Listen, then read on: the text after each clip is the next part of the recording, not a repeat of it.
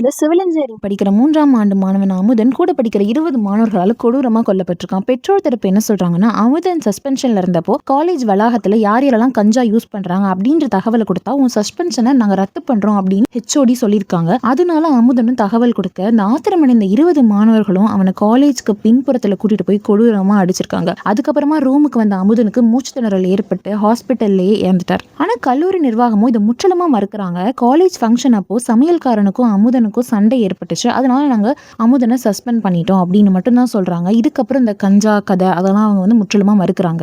இங்கதான் என்னோட கேள்வி, பெத்த மகனை இழந்துட்டு கண்ணீரோட கதற அந்த தாய் தகப்பன் எதுக்காக போய் சொல்ல போறாங்க? ஆனா காலேஜ் நிர்வாகம் கண்டிப்பா தன்னோட காலேஜ் பேரை காப்பாத்திக்க போய் சொல்ல வாய்ப்பு இருக்கு. ஹிந்துஸ்தான் காலேஜ்ல கஞ்சா விடுறது உண்மையா பொய்யான்னு தெரியல, ஆனா இந்த விஷயத்துக்காக தான் அந்த பையன் கொல்லப்பட்டிருப்பான் அப்படின்ற பலத்த சந்தேகம் எனக்கும் இருக்கு. இதை பத்தி நீங்க என்ன நினைக்கிறீங்கன்றத உங்க கமெண்ட்ஸ்ல சொல்லுங்க. பாய்.